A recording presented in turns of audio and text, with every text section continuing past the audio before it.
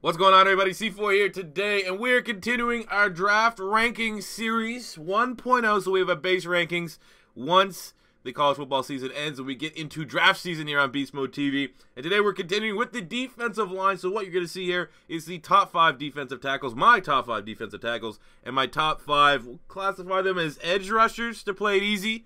Plenty of talent here, plenty of talent. I see 1, 2, 3, 4, 5, 6, 7. 7 of the 10 that we're going to talk about are potential first rounders.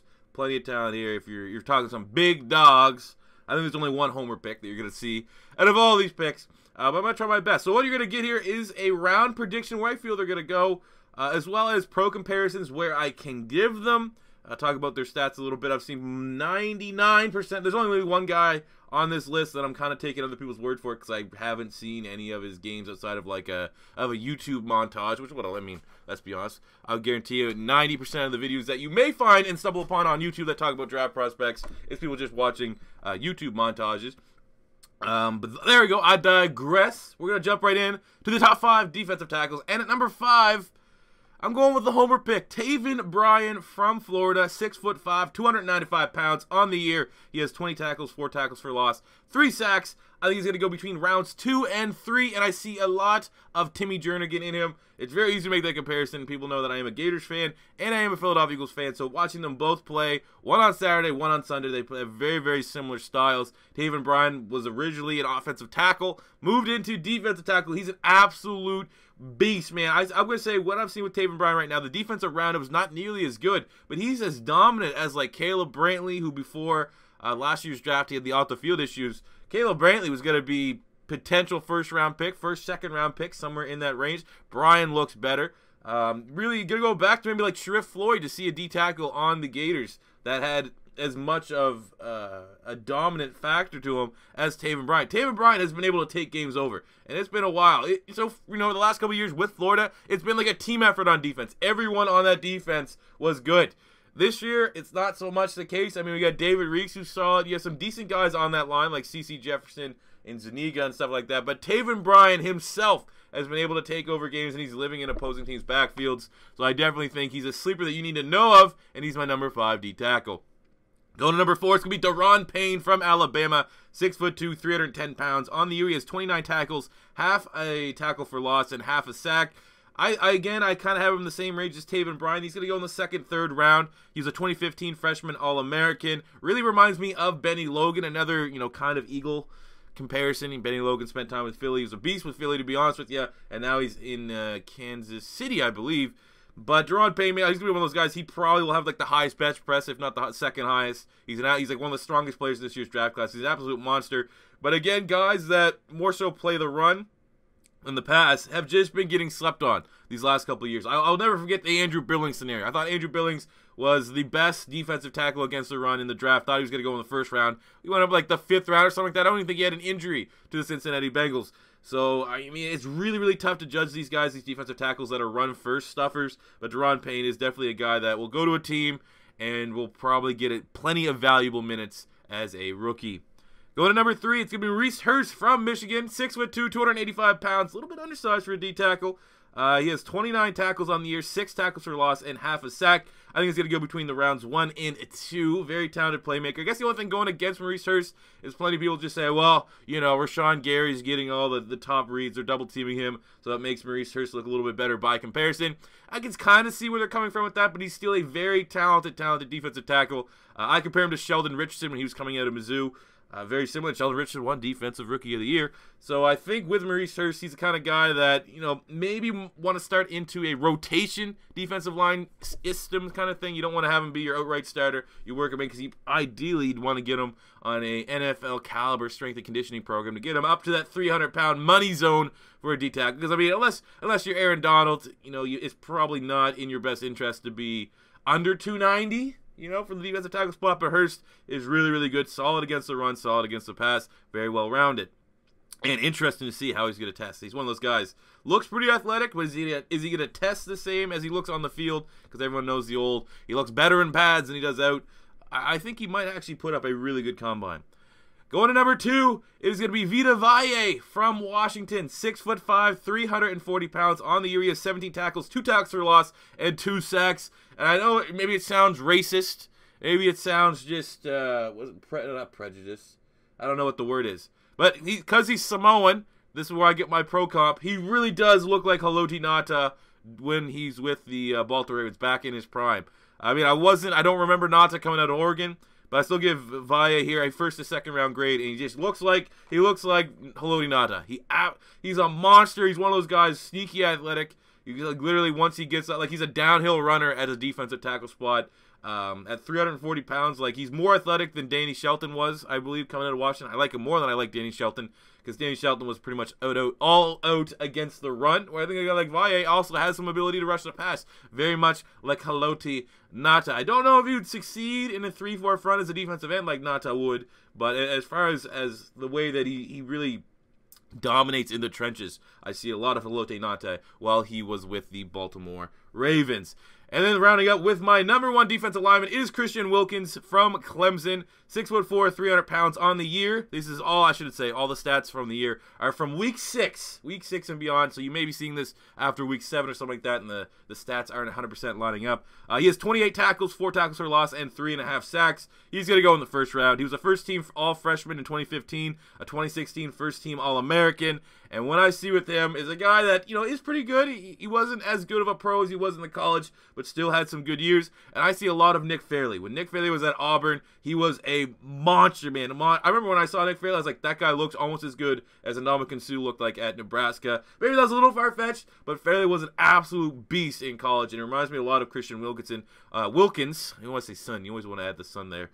Christian Wilkins from Clemson, man. That Clemson defensive front is as good of a defensive front as far as talent as I've ever seen in college football. From a name value standpoint, from how many of those guys are going to go in the first round. You got Wilkins, who's a first rounder. You have Clelin Ferrell, who we're going to talk about, potential first rounder. Dexter Lawrence is going to be a first rounder. Those are 3 right there. That is an abundance of talent that they have to work with. But I think Wilkins should be the consensus number 1 D tackle as of 6 weeks here of the college football season. And I find it hard to see, unless there's an injury or something like that he doesn't end up going in the first round. So those are the D tackles. Now it's time to talk about the guys that get the sacks, and that is the edge rusher. So at number 5 for the edge rushers, we have Clelin Ferrell from Clemson. 6'5", 265 pounds. On the year, he has 30 tackles, 7.5 tackles for loss, 5.5 sacks. I think he'll probably go between rounds 2 and 3, more likely round 2. He's one of those players, I don't know if he's going to test particularly well at the Combine, but his tape does, hold up. He is a redshirt sophomore, so will he declare or not? That's always kind of the gray area when talking about college prospects, is some of them will leave, like a Kelvin Benjamin. Others opt to stay. He could stay, but for a pro comp, it's easy. He looks like a bulkier Shaq Lawson. Everyone knows I do enjoy watching Clemson play, and Shaq Lawson was one of my favorite Clemson players of the last 10 years or so. Absolute beast coming out the edge. And Ferrell's a little bulkier, but still has the same kind of drive, same kind of motor, same kind of hand fighting, same kind of explosiveness that got Shaq Lawson drafted fairly. Was he a first or second rounder to the Buffalo Bills? I think it was a first rounder. So Ferrell, plenty of upside. Only thing with him is a little bit unsure about how he's going to test in the Combine, and will he declare because he's a redshirt sophomore. But as it stands right now, he is my number 5 edge rusher. Going number 4, it's a toss-up. Number 4 and number 3, literally I have the exact same spot. They can interchange. I just went with the guy that's a little more well-rounded, at least I'm perceived to see. So at number 4, I'm going Harold Landry from Boston College. 6'3", 215 pounds. 50. That sounded like 15. 37 tackles, 8 tackles for loss, and 5 sacks on the season. He was a 2016 All-ACC team. Really, he reminds me of Dee Ford when Dee Ford was coming out of Auburn. Dee Ford, I mean, obviously that's a pretty decent comp because Dee Ford got 10 sacks last year, kind of, struggling to get a starter role in that Chiefs defense. But Landry, from the games that I've seen 2 Boston College games that he's been in, he has not looked good against the run whatsoever. Looks like almost a near liability against the run. Maybe you're a Boston College fan, you want to fight me? What's your style? Anyone get that South Park reference? I don't know. But you might want to fight me on that. But from what I've seen from Landry, he's very, very one-dimensional. And when you're one-dimensional, you gotta kind of put guys that have upside and can, also stop the run a little bit higher, which is why I have the number 3 spot higher. But Harold Landry still, that being said, could go very well in the first round. I have a first to second round grade on Harold Landry, and plenty could change. I feel like I am going to change my stance on this by the time we review these ratings. Number 3, it's the one player I haven't seen a whole lot of. I've just kind of looked on YouTube, and that is Dorance Armstrong Jr. from Kansas, 6'4", 245 pounds. On the year, he has 35 tackles, 6 tackles for loss, and a sack. I think he'll go between rounds 1 and 2. He's a 2016 Big 12 All-First Team, and the way he plays, he's not the same size, doesn't have the same hand fighting that Derek Barnett had, but he kind of looks like Derek Barnett's tape out of Tennessee. That being said, that's why I have him ahead of Harold Landry, because Armstrong is not a liability in the run game, or at least a perceived liability in the run game. Both these guys are athletic. Both these guys can get after the quarterback. I just think Armstrong, as of right now, from what I've seen, is a little bit more well-balanced, and that's kind of what I'm giving the edge. But both these guys are pretty much interchangeable at this spot. Really, all of them. 3, 4, and 5. Armstrong, Landry, and Farrell. At any given point, those guys there are very fluid in their rankings. However, I don't think my top 2 are going to change. Speaking of the top 2, at number 2, I have Arden Key from LSU, 6'5", 260 pounds. This guy is bulked up. I think he was like 240 last year. Better check this guy for Lane Johnson supplements. On the season, he has 16 tackles, 2 tackles for loss, and a sack. He's going to be a first rounder. He was a 2015 All-American freshman, 2016 first team All-SEC. And when I see him, he looks like Robert Quinn. When Robert Quinn was coming out of college, very, very athletic. I think he ran like a 4.6, something crazy. You see right now that when they switch to a 3-4, he can play outside linebacker just because he's that crazy of an athlete. Probably better suited to be a 4-3 end. I think the same case could be said for Arden Key. I think Arden Key could play a 3-4 outside linebacker just because he's so athletic. But I think ideally he would succeed as a 4-3 defensive end. But, I mean, obviously the stats aren't spectacular. With those stats, there's going to be people that says he's overrated, but I think he's going to test incredibly well. He probably will have the best combine out of anyone on the defensive line category, D tackle or edge rusher. So that means that people are going to fall in love with those numbers. You're going to look at the upside with them. You're going to look at his potential, and he has all those things are, check, check, check, check, check. So that's why I have him at number 2. But in terms of production and a monster, I can't give him the number 1 spot. I have to give that to Bradley Chubb from North Carolina State, 6'4", 275 pounds. On the year, he has 37 tackles, 13 tackles for loss, and 6.5 sacks. He's going in the first round, and this is a very easy comparison to make. He reminds me of Brandon Graham. Brandon Graham at Michigan. He reminds me of Brandon Graham, not maybe the first couple years in Philly where he was trying to figure it out, but right now, the last 2 seasons or so where Brandon Graham is pretty much Mr. Pro Football Focus. That looks like Bradley Chubb. Bradley Chubb looks like an absolute monster. Like, looking at last year, he kind of remember DeMarcus Walker from Florida State. He's like a better version of that, and DeMarcus Walker was a beast. I don't know. He's on the Broncos now, I think. I don't think he's getting the field too much, but he's a much better version of what I saw with that. He looks a lot like Brandon Graham. The kind of guy that does all the hard things right. Might not test the best athletically, but he probably will put up a decent bench press. He's a strong-ass dude, and I think Bradley Chubb, for my money, is the number 1 edge rusher in college, and anyone that can get him, be very, very ecstatic. He's going to be very productive as a rookie. Much more pro-ready, maybe, than Arden Key, if I had to say that.